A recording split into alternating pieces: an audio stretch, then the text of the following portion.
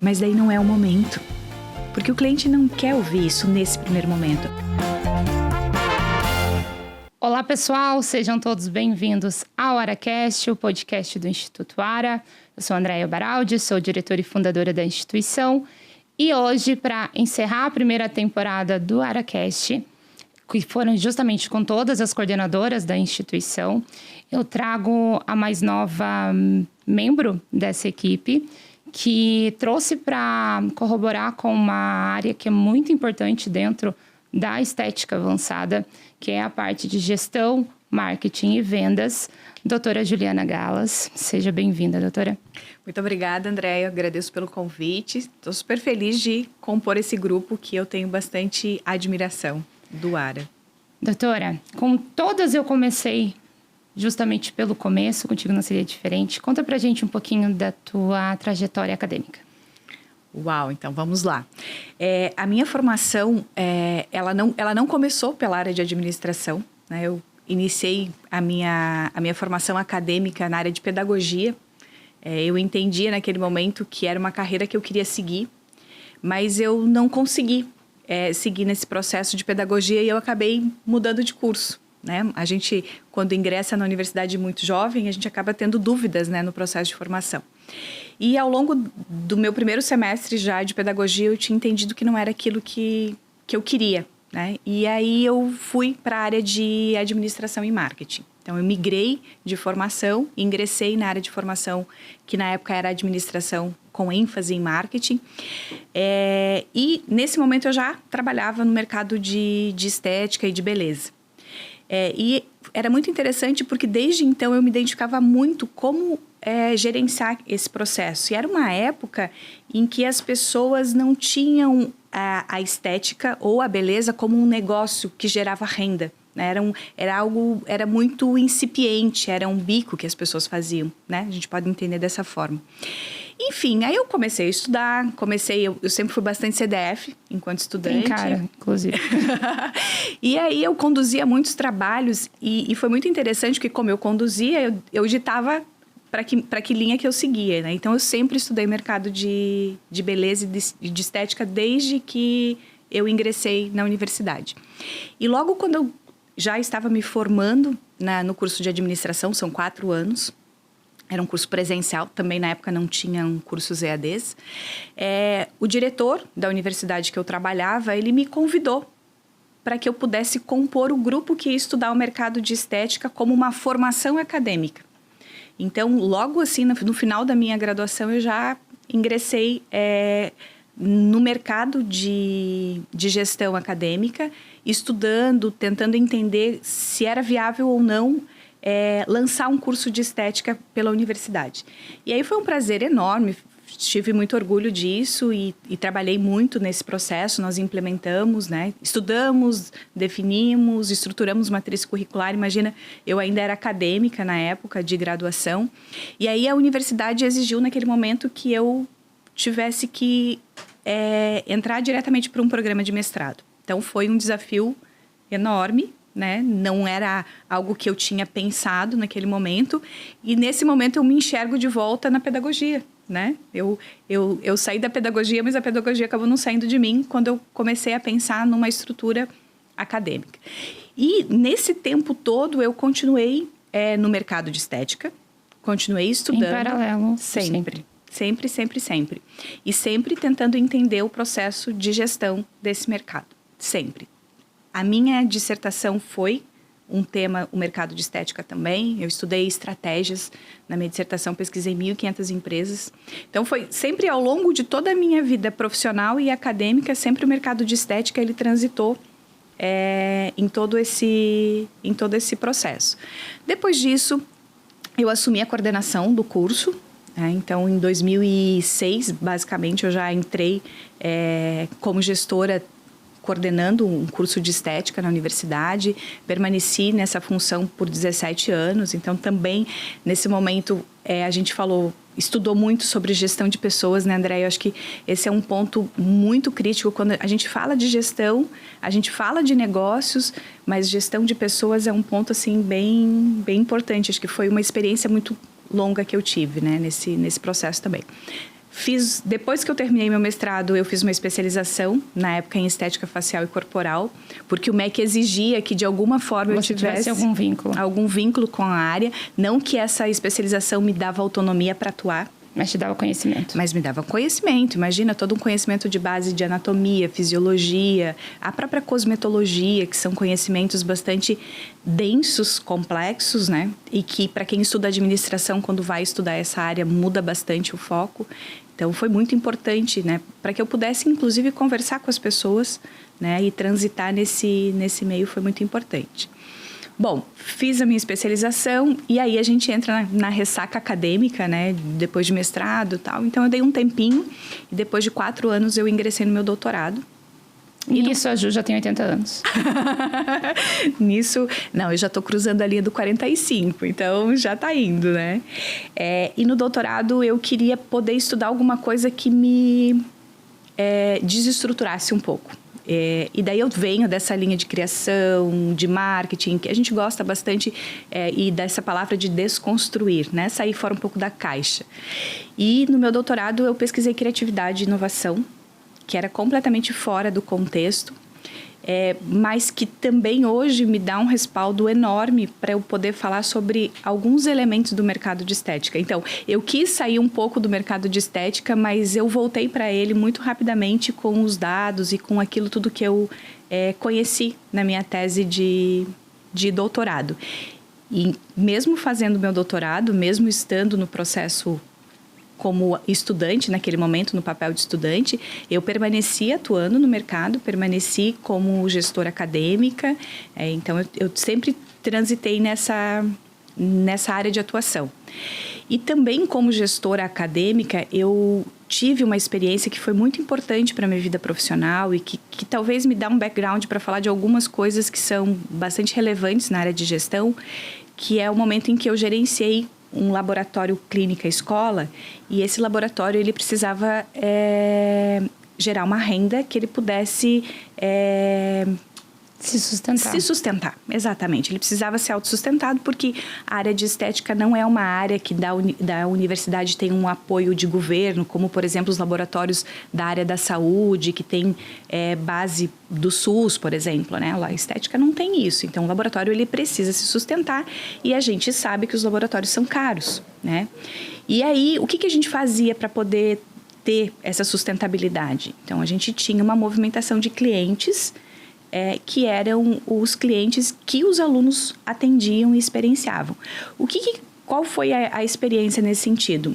Eu comecei a entender como negociar com o fornecedor, eu comecei a entender como precificar os serviços, como trabalhar numa dinâmica com as equipes de trabalho, em que a gente precisava conversar com pessoas que naquele momento eram diferentes, com perfis diferentes, por vezes eram alunos, por vezes eram profissionais que precisavam gerar receita, por vezes eram professores orientando os alunos, né? Então, foi uma experiência incrível, assim, nesse sentido de crescimento naquilo que é a gestão, né? E aí, paralelo a tudo isso, eu sempre busquei me atualizar, né? Porque o mercado de gestão, ele é um mercado que o tempo todo ele está te oferecendo atualidades, né? Então, o tempo todo eu estava fazendo cursos, tentando entender de alguma forma como que funcionava. E preciso te dizer, assim, que mesmo tudo isso, eu enxergo vários gaps, né? Vários espaços em que eu não conseguia me estruturar de uma forma que eu pudesse ter tido um resultado incrível, né? Então, a gente sempre enxerga, eu acho que o fato de quando você estuda muito, você sempre acha que você tem alguma coisa que está faltando. E eu sempre tive essa sensação, assim.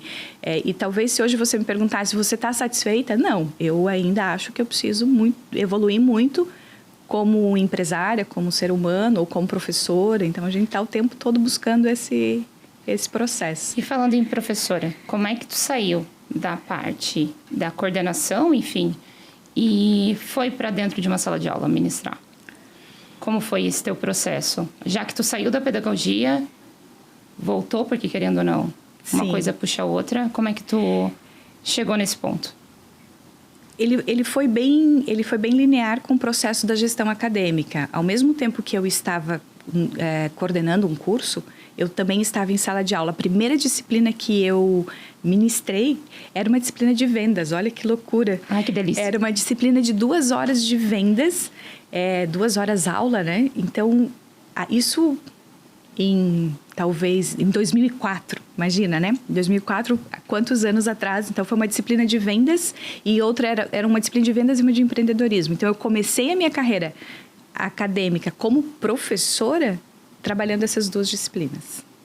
Vendas e empreendedorismo. Imagina, naquela época não tinha muito... Porque a gente tem o gap, o boom de vendas da literatura nos últimos 10 anos, né? Antes tinha muito fora, pesquisas fora, mas no público atual não tinha. Não tinha. E não tinha um conceito estruturado, não se tinha clareza do processo de vendas. Não tinham os recursos digitais que nós temos hoje. A venda era algo assim muito das experiências das pessoas. Então, era bem... Era complexo, inclusive, né? Sim. Doutora, quando a gente... Eu sei que você também dá consultoria na parte de desenvolvimento. Eu queria te fazer uma pergunta mais íntima, assim. Como você faz o diagnóstico de uma pessoa quando ela chega para ti e fala: doutora Juliana, preciso de ajuda no meu negócio? Como é feito esse diagnóstico inicial? Para saber aonde está a falha ou o que não está acontecendo? Existem 2 perfis de profissionais e que fica muito claro quando a gente é buscado para uma consultoria. Tem aquelas pessoas que investem na área e que, portanto, não têm conhecimento nenhum desse mercado, né? Então, essas pessoas, elas sempre são pessoas que se colocam no lugar de entender a complexidade de todo o negócio. Isso é muito interessante e eu preciso dizer que é bem valoroso essa construção. E aí a gente já inicia o processo e precisa iniciar com toda a construção do planejamento do negócio em si. Então, a gente já faz uma imersão lá na visão e missão da empresa, tenta entender o propósito, o que esse investidor tem interesse, para onde ele quer se direcionar. E eu tenho um exemplo bem interessante. Quando a gente fala empresa, não é empresa. É eu presa, né? Que a maioria que chega para nós é eu presa. É eu presa. A gente teve uma experiência em uma consultoria em que o casal que buscou a consultoria, eles tinham uma perspectiva de trabalhar e eles gostariam muito de ir para uma área mais sustentável do negócio de estética. E aí a gente vai evoluindo no briefing, na conversa, e vai entendendo que, no final das contas, eles tinham um perfil para trabalhar na área de estética mesmo, estética spa, terapêutica, então era uma outra linha. Mas quando eles nos buscaram, eles queriam um negócio mais voltado para a área de beleza, né? Uhum. Então, é diferente a perspectiva.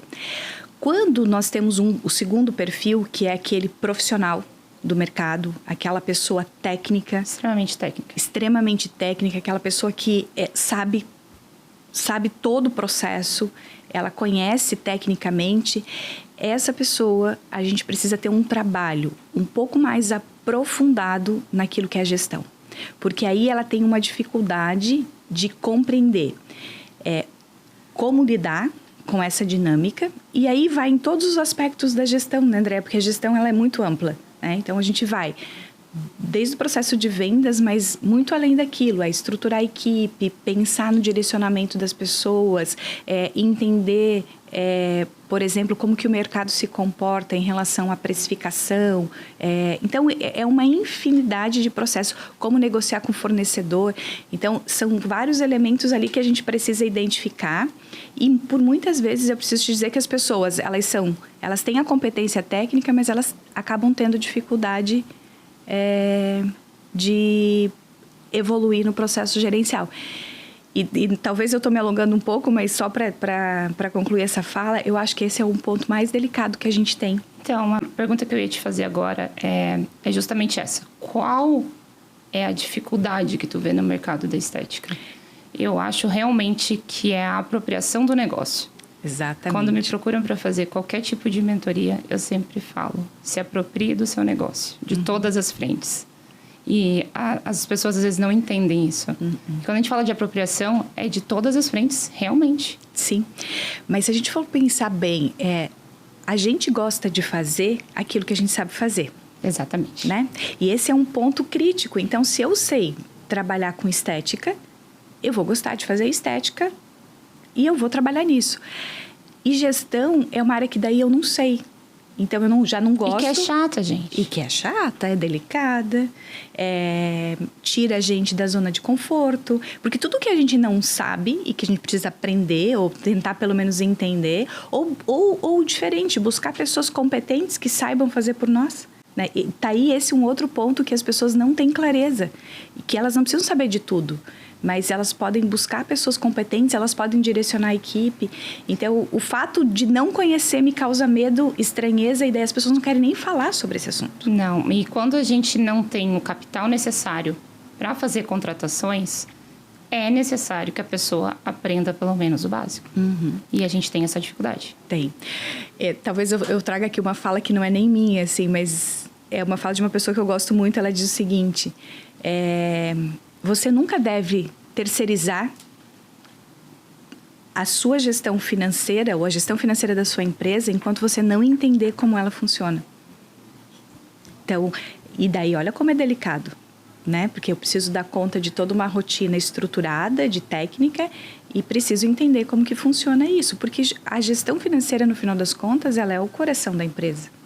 Sim. Né? Não adianta de nada eu atender o dia todo e não entender que resultado financeiro eu tive no final do dia. E aí a gente vai entrar numa parte que eu acho bem legal. Eu particularmente adoro fazer. Que é desenvolver e pesquisar aonde você quer atuar. Famosa pesquisa de campo. Uhum. E quando a gente trabalha com pesquisa de campo, a gente tem muito estudo daquilo que a gente aplica, ou do que gostaria de aplicar. Como é que você estrutura o chamado estudo de concorrência? Que eu não gosto nem que chame de concorrência, né? Mas tá. Análise de mercado, né?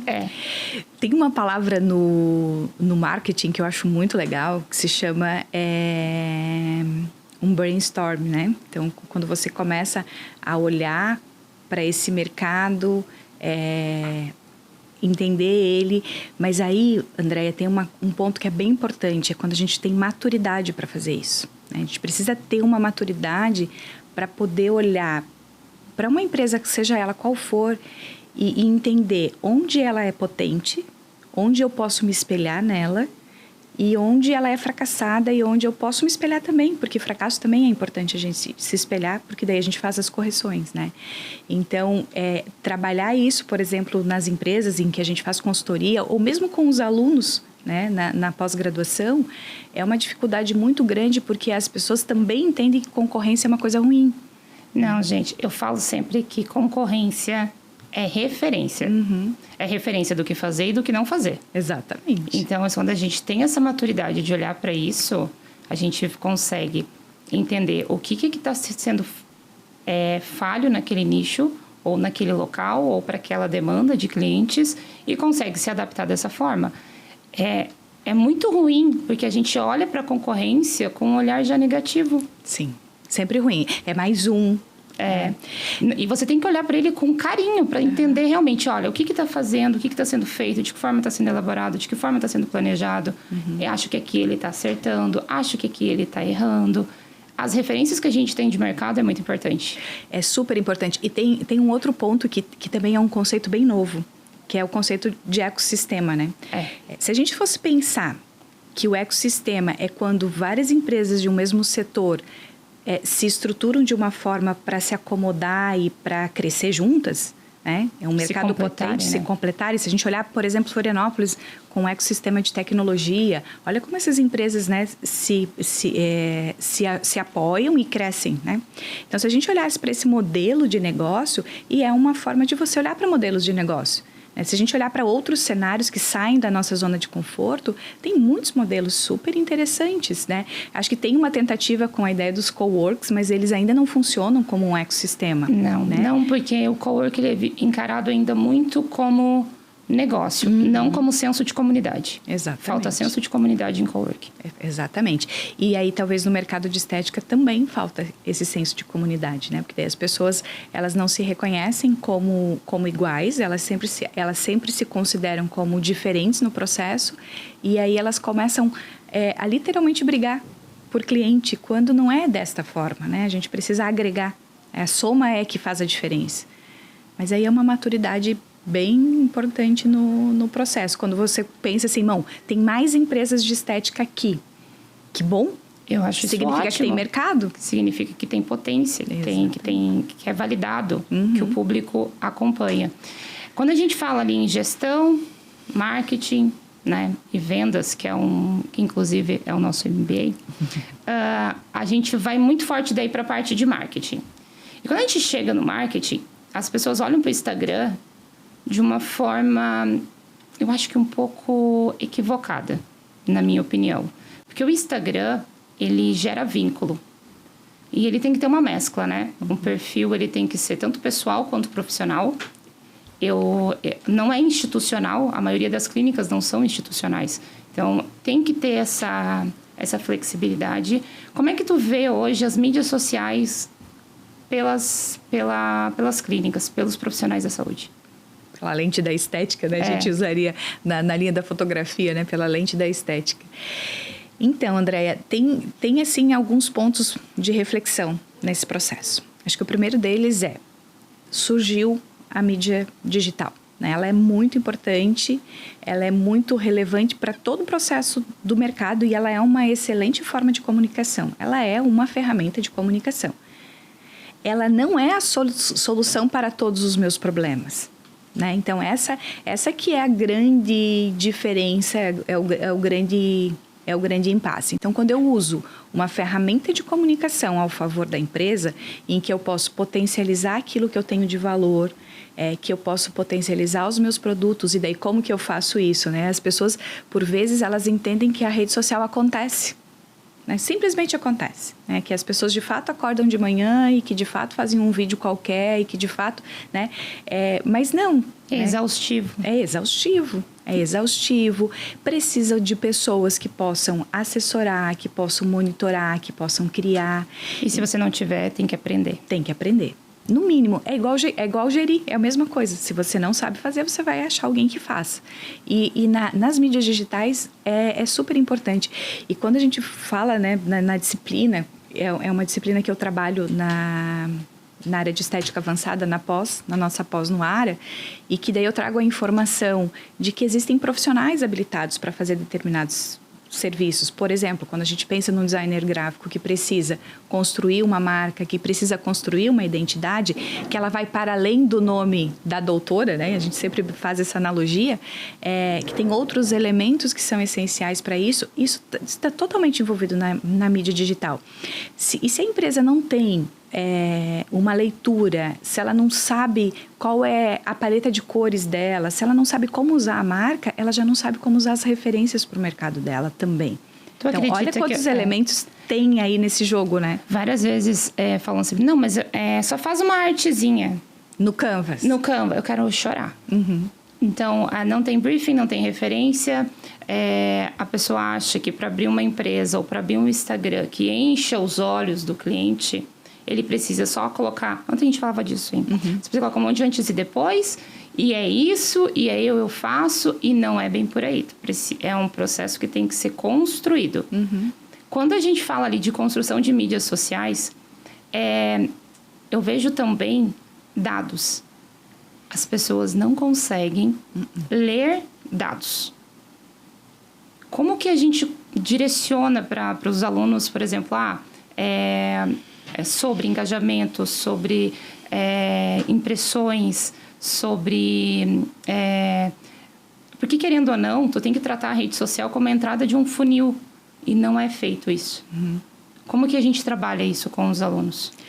Então, no nosso MBA, André, a gente tem praticamente 3 ou 4 disciplinas que elas tratam exatamente disso, mas entendendo todo o processo de construção. Porque, no final das contas, se eu não entender a base, eu não consigo enxergar esses dados. E por que as pessoas não sabem ainda ou não conseguem compreender, por exemplo, que a sua rede social tem um horário de pico? É uma coisa muito simples, é um dado muito simples que o Instagram disponibiliza. E, por vezes, as pessoas não conseguem aproveitar isso porque elas não têm essa clareza. Mas só vai saber se testar. Só vai saber se estudar. Porque a gente precisa estudar, a gente precisa ler sobre as coisas. E como tudo na mídia social acontece se parecendo ser muito fácil, as pessoas de fato acham que é.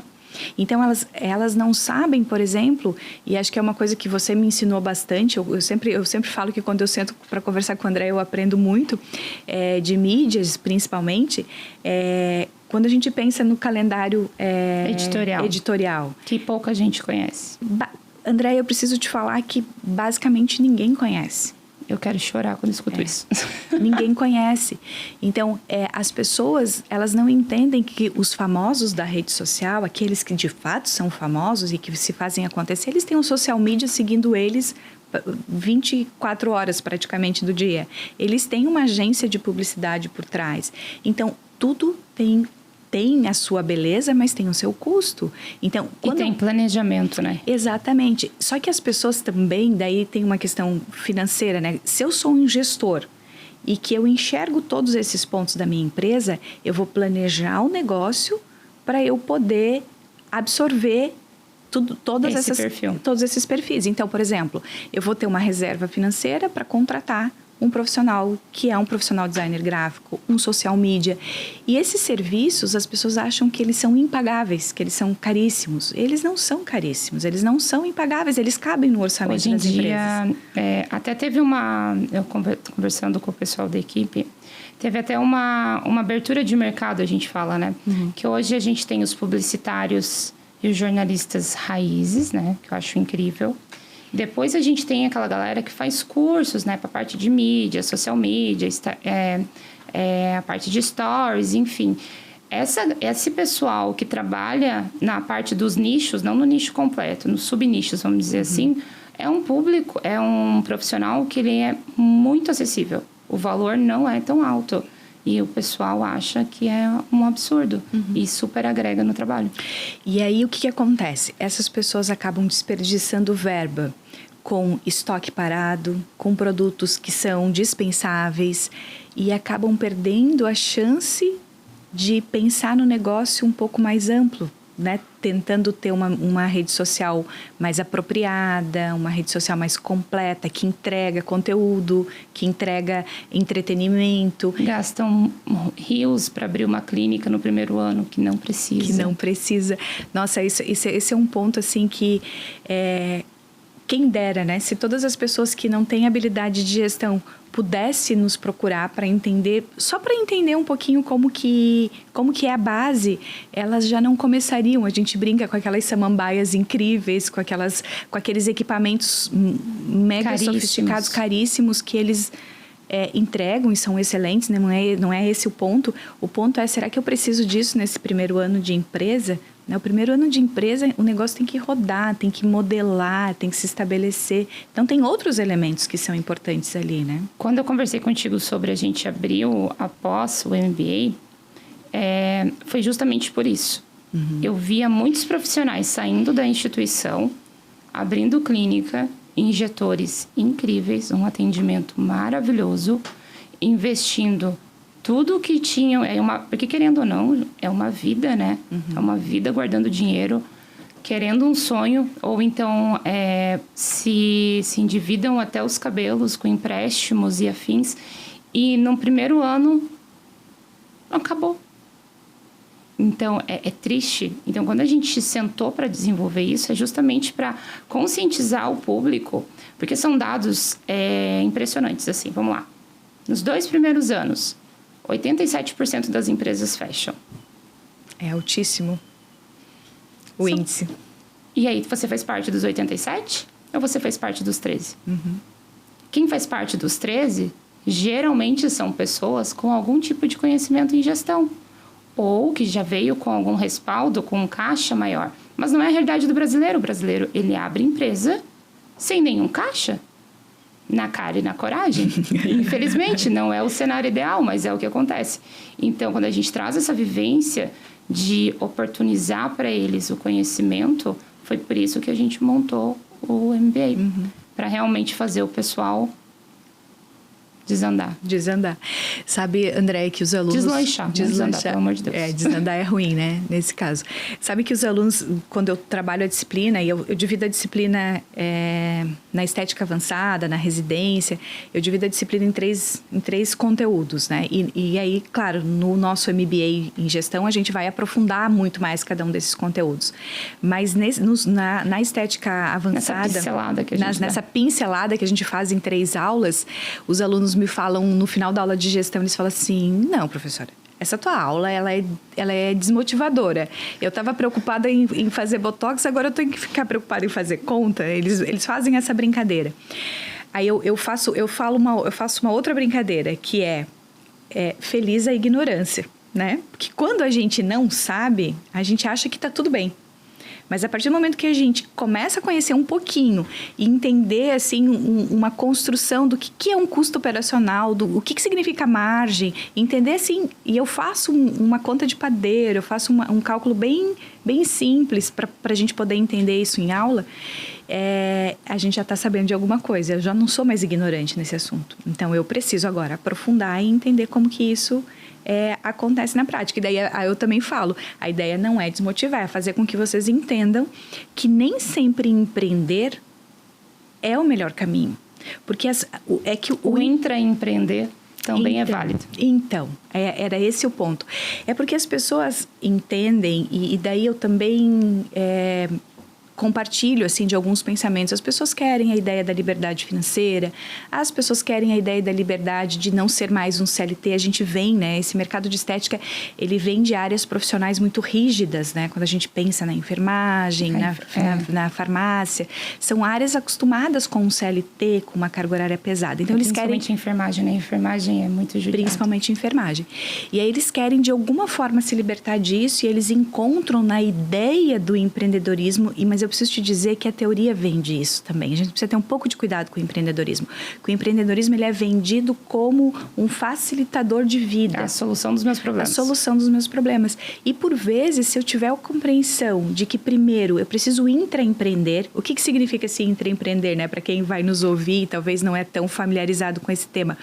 É você empreender dentro de uma outra empresa, de outra pessoa, em que você tem ali uma estrutura bacana, que você tem bons clientes, que você consegue adquirir conhecimento, que você consegue expertise, conhecimento, desenvolver habilidades. Imagina, Andréia, você ter a oportunidade de trabalhar numa grande empresa de estética e desenvolver habilidade de vendas, por exemplo, que é o nosso maior problema que tem hoje no mercado de estética, é vender, né? Então, ninguém sabe para onde correr nesse processo. Então, quando você consegue desenvolver essa habilidade, olha que riqueza, né? Mas aí, só que as pessoas não conseguem se colocar também no papel de vendedor, e daí elas têm dificuldade de acessar o mercado. Então, são vários pontos que a gente poderia experienciar como intraempreendedor para bem depois empreender. E daí você vai empreender com muito mais maturidade, com um resultado mais apropriado, né? Mais assertivo, mais né? assertivo. Como agora tu começou a falar de vendas e tal, vamos entrar nessa pauta, nessa polêmica das vendas. Eu, particularmente, sou a pessoa que sou cria das vendas, né? Eu trabalho há mais de 15 anos na área de vendas. E eu vejo que as pessoas têm um preconceito com vendas. E qualquer empresário de sucesso que eu conheço começou vendendo. Quando a pessoa se liberta desse preconceito, o negócio voa. O que as pessoas têm que entender é que venda, ela não é feita melhor, que venda, você sempre vai ser vendedor. Para uma empresa, para um trabalho, porque tu está sempre se vendendo. Tu está o tempo todo. Nos relacionamentos, você está se vendendo. Então, quando você aceita a venda, é muito mais fácil. Porque hoje, vamos lá, hoje você é vendedor e você está, sei lá, farmacêutica. Amanhã eu estou dentista, porque eu fiz uma formação. O que você está é mutável, mas a venda não é mutável. Quando ele encara isso de frente, ele realmente consegue se desenvolver e se despontar no mercado. Hoje, qual que tu acha que é a maior dificuldade? Falando abertamente, assim, do processo em si do atendimento. O que tu vê que é com maior dificuldade? Quando a gente fala de vendas... Isso. É a dificuldade de abordar, né? Se a gente for falar nos detalhes aí, quando você diz assim, as pessoas, elas se formam em alguma coisa, mas elas são vendedores, né? E quando eu sou um vendedor, eu não tenho limites no processo de vendas. Eu vou interagir com tudo aquilo que a empresa oferece e eu vou vender tudo o que a empresa oferece. Eu não vou vender só o copo d'água que eu fui contratada. O vendedor, ele não vende só o copo d'água. Então, se ele é um profissional um farmacêutico esteta e ele está numa clínica e ele é um vendedor, ele vai vender um protocolo completo de tratamento, desde a estética clássica, né? Quando eu falo estética clássica, a limpeza, a drenagem, a massagem, até a estética avançada, que são todos os injetáveis, né? Então, ele consegue transitar nesse processo de vendas. Ele não tem problema com vender, porque ele não tem o preconceito de vender. Eu vejo que quando a gente fala de vendas, e isso é muito legal, porque é um papo que eu tenho com umas pessoas que já estão há muito tempo no mercado. Recentemente eu tive um papo com uma profissional da odonto maravilhosa, e ela me falou o seguinte: Ideia, eu tive que aprender a vender, porque senão a minha empresa ia fechar. Ela, com o posicionamento gigante no Instagram, mas ela tinha o preconceito interno que ela não conseguia se desenvolver com a parte de vendas. Então, eu acho que o primeiro passo é entender que você não é vendedor e que você precisa se desenvolver com essa técnica. A gente tem algumas, falando em técnica, tu gosta de alguma técnica específica de venda? Tem algo que você...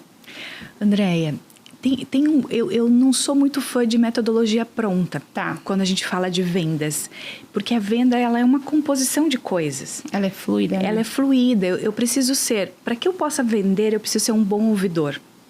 Eu não preciso ser um bom falante. E daí é um ponto que as pessoas confundem um pouco o vendedor. Porque o preconceito de vendas, ele vem lá do nosso passado. Daquele cara chato, insistente, daquele telemarketing que liga o tempo todo. E aí as pessoas criaram essa barreira. Só que quando a gente olha para quem é o vendedor nato hoje, é aquela pessoa que sabe ouvir, que sabe interpretar a intenção de compra, que ela não está explícita. O cliente, ele não chega falando. Você precisa... transpor ali uma estrutura em que o cliente tem espaço para conversar, que o cliente possa trazer informações para que a gente possa fazer uma abordagem mais assertiva de compras, de vendas, desculpa. Mas aí o que acontece com o profissional hoje? Ele é intempestivo e imediatista. E ele quer, de qualquer forma, mostrar que ele sabe do que ele está falando. Que ele sabe, porque daí o ego, e a gente precisa ter muito cuidado com isso. É uma linha bem tênue, né? É uma linha muito tênue, porque eu estou falando de um profissional... Vamos falar sério, assim, um profissional formado em farmácia, por exemplo. Ele tem uma raiz de formação incrível, né? Estou citando um dos exemplos, mas eu poderia citar aqui... a enfermagem, a biomedicina, enfim, qualquer um deles que está indo para a linha da estética avançada. A base de formação deles é muito incrível, né? E aí ele chega, ele quer falar. Porque ele adquiriu muito conhecimento nesse meio tempo. Exatamente, mas daí não é o momento. Porque o cliente não quer ouvir isso nesse primeiro momento. E talvez até o cliente queira, num segundo momento. Porque eles confundem o falar muito... com autoridade. Exatamente. Não é o momento da autoridade ainda. Não é o momento da autoridade ainda. O cliente, por enquanto, ele quer falar. Ele é a pessoa mais importante naquele momento. E aí, entender essas diferenças é muito importante no processo de vendas. Então, ser um bom ouvidor é um ponto muito importante. O segundo ponto é, como que eu vou abordar essas falas? E daí aqui eu tô falando do papel do vendedor, de quando o cliente já está aqui. E a prospecção? E a prospecção? Né? Deus o livre, a pessoa sai correndo. Do processo de vendas.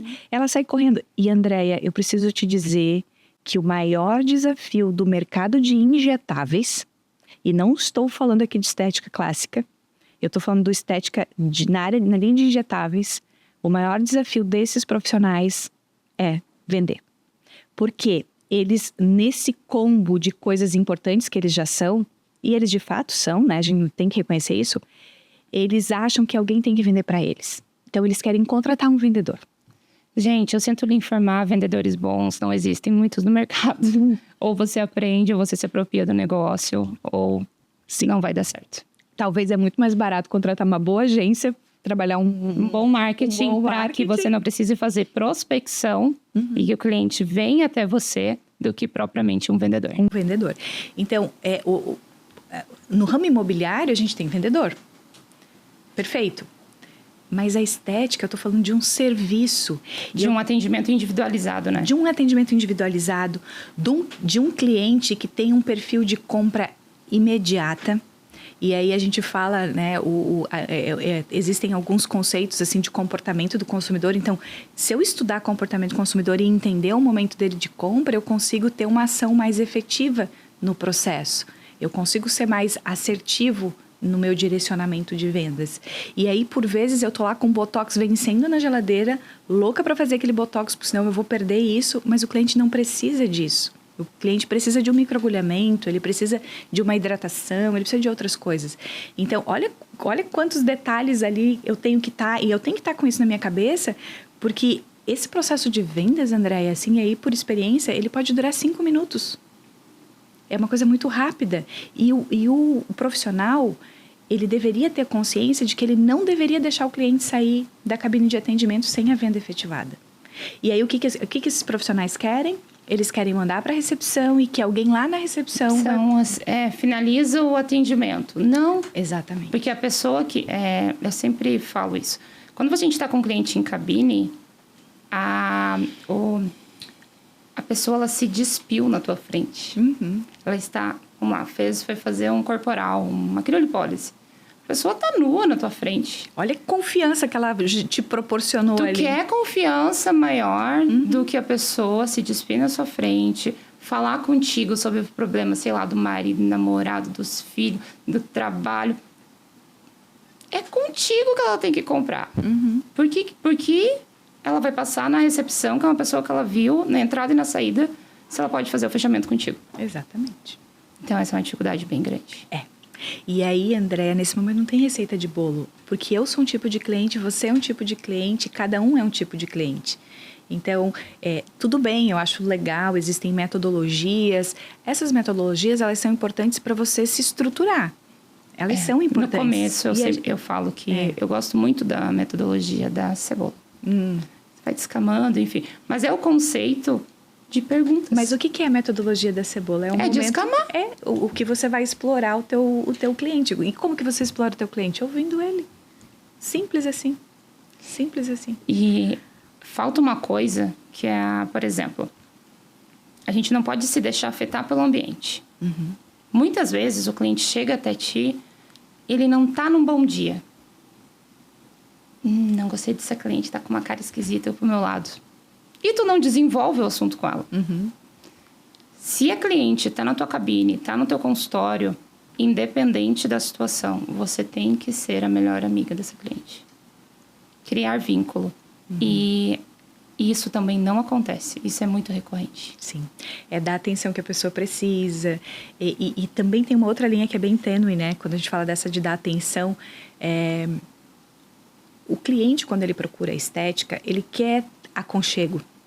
Ele tem um quê de terapia. Tem. Mas não significa que é uma terapia. E o profissional precisa ter clareza disso. Ele só precisa de um momento para ele.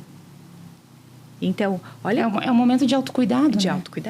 De autocuidado. E aí, esse momento, as pessoas falam... Daí, quando a gente olha, né, no perfil da venda, é esse momento que eu preciso aproveitar. É esse momento que eu tenho que vender. Ele tá ali para mim, ele me quer de alguma forma, né? Então, eu preciso aproveitar esse momento para poder executar o processo de vendas. Então, de novo, não vai ter receita porque a gente não sabe como esse cliente vai chegar. E eu vou te falar uma outra coisa que eu falo com as meninas quando a gente desenvolve, enfim, as consultorias. Tem um outro ponto de vendas que eu acho que o pessoal não explora. Indicação. Por que tu acha que o pessoal tem vergonha de pedir indicação? Não sei, mas tem a ver com... Talvez não tenha essa resposta para te dar. Não tenho, mas é muito comum. As pessoas, elas não querem... pedem indicação. Não, elas não pedem. E aí, quando a gente olha assim, setor de serviços. Hoje, o setor de serviços, o maior percentual do processo de vendas e de estrutura do negócio, ele ainda está no marketing boca a boca. Que é o quê? Aquele que indica. Né? Que é o que indica. E por que não pedem indicação? Exatamente. Ou por que não ampliar o network? As pessoas não têm noção de como elas podem fazer redes, né? Estruturar redes, se infiltrar em situações que acontecem, onde estão os nossos clientes. Ou mais ainda, né, Andréia? Porque quando eu quero indicação, eu preciso entender qual que é o perfil do meu cliente. Né? Quem é o perfil do meu cliente? Que idade que tem esse cliente? O que ele vai consumir? Eu preciso ter um filtro e entender essa dinâmica. Mas você só vai conseguir isso qualificando o cliente quando você estiver em contato com o cliente. Com o cliente, exatamente. É muito simples. A gente falou de vários processos aqui, além do marketing, gestão, vendas. E aí a gente entra num outro nicho, que é a famosa recompra. Quando a gente traz a recompra, o profissional da estética, ele não entende que tu não pode mandar uma mensagem daqui 4 meses para reaplicar o Botox. Oi, fulaninha, chegou o momento de reaplicar. Aonde esse cliente estava nesses 4 meses? Como é feita essa organização? Como é feito esse contato? Então, não tem manutenção de cliente. E isso a gente volta para onde? Lá para a gestão. Sim. E é engraçado porque esse processo de recompra, eu gosto de usar o termo de recorrência, que não tem nada a ver com cartão de crédito. Sim, sim. Né? Mas é a recompra e a recorrência, porque eu não preciso só ficar preocupada com Botox. Eu preciso criar uma estrutura em que esse cliente, e daí as pessoas às vezes interpretam mal, mas que ele tem uma dependência do meu serviço. Ele tem que ter, na minha empresa, toda uma estrutura em que eu possa atender ele em todo o aspecto da área da estética. Então, que ele possa estar comigo em todos os seus momentos de estética. Então, olha como... E isso é um dado, né? Eu gasto muito menos promovendo recompra e fazendo com que o cliente compre mais de mim do que investindo no novo cliente, né? Então, se eu conseguir isso... E daí eu começo a criar um vínculo, porque daí não é só uma pessoa que compra, é toda a rede dela que vai comprar, porque dela vai ter a indicação. Então, se eu tenho um cliente que compra de mim um preenchedor, compra um Botox, ele automaticamente, daqui a pouco, também vai precisar de um peeling, de um microagulhamento, ele vai precisar de outras coisas, né? Então, ele vai começar... E aí ele fica o ano todo trabalhando, sendo o meu cliente naquilo tudo que eu posso oferecer. E aí, Andréia, quando eu tenho a possibilidade de ter um mix de coisas, e aí o mercado de estética ele é absurdamente grande, né? E eu defendo muito essa tese de que o mercado de estética, quando eu vou empreender, eu tenho que empreender de verdade. Eu não vou empreender fazendo só um serviço de estética. Só Botox. Só Botox. Né? Botox é o carro-chefe? Sim, a gente não pode negar. Mas eu não posso fazer o meu negócio depender só de Botox. Eu tenho que criar outros vínculos, eu tenho que criar minha rede para eu poder desenvolver essa recorrência de compra, fazer com que o cliente recompre, que ele traga mais pessoas. Então, é toda uma estrutura que daí eu já cresci, né? Eu já tenho que ter mais gente, eu já tenho que ter mais pessoas. E isso te ajuda a não investir tanto. Vamos voltar lá no marketing. Quando a gente fala do marketing, todo mundo hoje, eu vou patrocinar, vou botar a rodar esse aqui. O lead, para chegar até você qualificado, ele leva pelo menos 4 meses. Para chegar um lead qualificado, para você conseguir construir persona e tal. O que tu vai fazer nesse processo? Tu abriu uma empresa, você não teve uma estrutura de marketing, começou agora com marketing, daqui 4 meses o teu lead vai começar a ser bom. Os primeiros cliques lá, o investimento geralmente são muito altos. Eu já peguei uma vez uma cliente, eu acho que o clique dela era tipo R$200 para chegar num PDRN. Por clique. Às vezes não está qualificado, chegou lá para uma criança que clicou no negocinho do salmão lá, e ela pagou R$200. Então, essa facilidade de aproveitar o que a gente tem já dentro da casa e expandir a rede é muito mais fácil do que investir muito em marketing. Então, para qualificar, demora. E tem um outro dado, e que daí eu acho que com certeza tu tens muito mais habilidade do que eu para falar sobre isso, mas e daí são coisas que eu vivenciei, porque eu acabei não falando na minha apresentação, mas eu também sou empreendedora. Hoje eu empreendo, já estou rodando o 2º ano, modelando o negócio não está pronto, né? Mas tem algo que me trouxe como experiência, Andréia, que tem a ver com a rede social, que é quando eu planejei, eu fiz marketing, eu contratei um designer gráfico, ele produziu as minhas peças, rodei, fiz tráfego pago e não controlei. Então, se chegou algum lead, não chegou algum lead, eu não sei. Porque daí eu não tenho tempo para fazer tudo isso. Porque é muita coisa, né? Então, o empreendedor, ele se depara com isso o tempo todo. Ele investiu dinheiro nesse marketing, ele traduziu isso naquilo que ele queria, a imagem dele está no ar, mas ele não aproveitou, ele não sabe mensurar o valor que teve isso.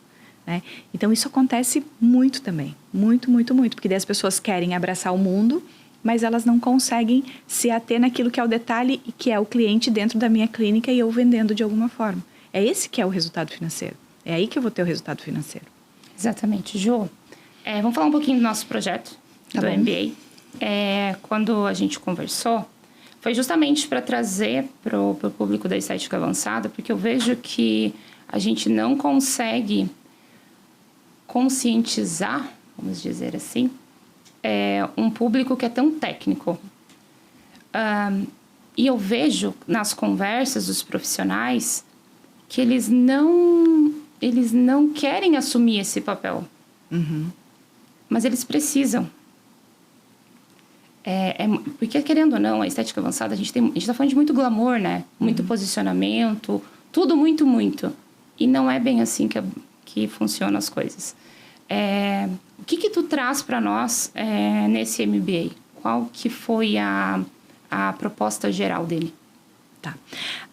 A ideia de trabalhar uma formação bem específica, voltada para a área de gestão, foi olhando para as dores, né, Andréia? As dores do mercado. Tipo, o que as pessoas têm dificuldade hoje de lidar? Qual que é o drama do dia a dia, né? Quais são os perrengues do dia a dia de um negócio? Todo mundo vai falar venda, mas não é só venda, gente, pelo amor de Deus. Não, venda é a consequência de uma estrutura não bem delineada. Vendas é uma consequência de erros lá no final. O não resultado de vendas é uma consequência de erros que vem muito antes disso. Sabe qual que é o maior problema de vendas? Então, não sei, é que tem tantos, né? Mas um dos grandes problemas de vendas, e daí que é uma pauta que a gente vai abordar muito no nosso MBA, e que tem a ver com números. As pessoas não gostam de números. Elas não financeiro. Elas não gostam de valores. Elas têm... as pessoas, de uma forma geral, e isso está muito traduzido no brasileiro, né? Não é no esteticista, não é no profissional de estética, é no brasileiro. Ele tem dificuldade de olhar e enxergar os números. E tem coisa melhor, Andréia, de quando eu olho para um número e eu consigo tomar uma decisão com aquele número.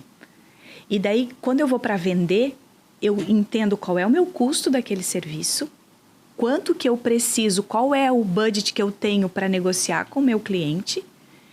E aí eu tenho muito mais clareza nesse processo, é muito mais agilizado, né? Eu consigo dar uma margem, mas eu preciso entender isso. Então, essa é a ideia de trabalhar no nosso MBA. Aprofundar, entender custos e a precificação, ela não é só o produto, gente.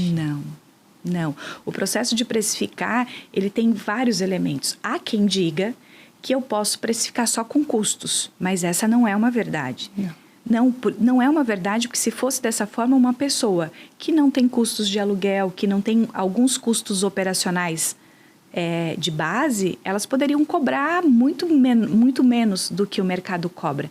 Mas não é por aí que a gente calcula e analisa custos. Eu preciso entender do meu custo, eu preciso entender qual que é a minha margem num procedimento de Botox, que é um dos procedimentos que tem um custo operacional mais caro, uma margem de contribuição menos efetiva, mas as pessoas não têm clareza disso. Hoje nós temos pessoas cobrando por R$600, R$700 um serviço de Botox, essas pessoas certamente não têm clareza de quanto custa esse serviço. Elas estão confundindo. Elas estão confundindo. Faturamento com lucro. Faturamento com lucro. E daí a gente sempre fala, né, e também nas aulas que a gente trabalha isso, elas entendem que chegou esse valor de 800, 600, esse X é para eu almoçar, e daí mistura, né? A gente sempre faz a pergunta assim, das finanças, né? Você mistura as finanças. Então, a gente começa a compreender, e daí no MBA a gente traz todas essas pautas, né? De como você controla, quem é você nesse universo de empreendedor. Que a empresa é uma outra pessoa que você criou. E quem é a empresa que você criou. São cartões de créditos diferentes, eles não é a mesma coisa. Então, uma coisa sou eu, Juliana, profissional, atendendo e comissionada na minha empresa. E outra coisa sou eu, Juliana, sócia da empresa e que controlo, porque daí a minha função é o financeiro. Então, são coisas diferentes. E os empresários, independente do tamanho da empresa, ela pode ser pequena, ela pode ser de uma pessoa só, inclusive. Mas se o profissional não tiver essa clareza de que aquele dinheiro que entrou não é dele, que aquele dinheiro ele precisa ir eu faço uma analogia dos baldinhos, sabe? Precisa ir para o baldinho do fornecedor, precisa ir para o baldinho do aluguel. Então, se eu não dividir tudo isso, ou se eu não entender qual que é o meu custo operacional, por exemplo, o que é o custo operacional, Andréia? É tudo aquilo que está envolvido em coisas que eu não consigo desmembrar rapidamente. Então, por exemplo, o aluguel, que são todos aqueles custos indiretos ao meu serviço, né? Então, não está nem ali o produto Botox, por exemplo, embutido ainda, mas eu já tenho esse custo operacional. Se você tem uma clínica, por exemplo, com 2 salas, gente, divide o aluguel, divide pela hora, tudo bonitinho. Precificação mais ou menos em cima da conta de luz, do condomínio, da conta de água. Tem que ser tudo dividido para te saber o valor da hora, sala que está dentro. E isso não inclui a tua participação, o teu lucro. Não inclui. Então, quando eu tenho um pouco de clareza dessas diferenças de custos, aí eu começo a entender, por exemplo, e é um problema que os empresários têm, e eu preciso te dizer que todas as consultorias que eu já prestei, o problema está nesse processo, que é o comissionamento dos profissionais. Como comissionar? Como comissionar. E daí eu já estou falando de gestão de pessoas. Então, para que eu possa entender o processo financeiro, que é o comissionamento, eu preciso entender como gerir essas pessoas do ponto de vista psicológico, emocional. Então, são pontos que a gente traz na pós com pessoas experientes. A gente está com um grupo de professores excelentes, né? Tem pessoas super experientes no mercado que vêm trabalhar cada uma das disciplinas. Então, não me lembro assim exatamente, mas a gente tem 2 ou 3 disciplinas que só vão falar de vendas sob diferentes perspectivas. Também as disciplinas de custos, precificação, para a gente poder entender todo esse processo. Então, a gente colocou uma disciplina só de Instagram. A gente tem uma disciplina só de Instagram. O nome da disciplina é Instagram, porque de fato acho que a nossa primeira disciplina, né? Me formei agora. Ela reflete... é para o pessoal abrir pensar fora da caixa. Não é porque a pessoa se formou e agora o que fazer. Não, gente.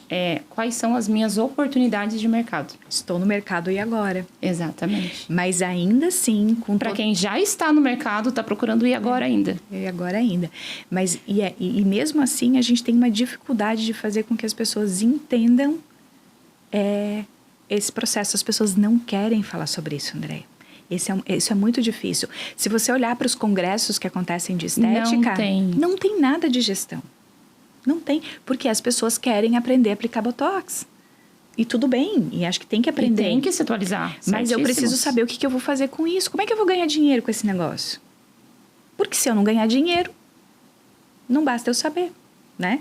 Exatamente. Então, e isso é duro. Isso é muito duro de entender. Assim. E aí, o que acaba acontecendo? O sonho acaba miando. E aí as pessoas falam, mas o mercado não é assim, o mercado não é tão fácil. Nada é fácil. Não é o mercado de estética que é difícil. Nenhum mercado é fácil para quem não se apropria dele. Então, se a gente for falar de qualquer setor, todos eles têm esse mesmo impasse. Eu vou até aqui, mas se eu não tiver propriedade de algumas coisas, eu não consigo passar disso. Então, quando a gente está passando agora, já estamos indo para a reta final, o que você deixaria de recado para o profissional lá da nossa pós-graduação, por exemplo, que está entrando, construindo um sonho Sem acabar com o sonho, Ju, pelo amor de Deus. O que tu direcionaria? Qual seria o teu conselho de mãezona, assim, de...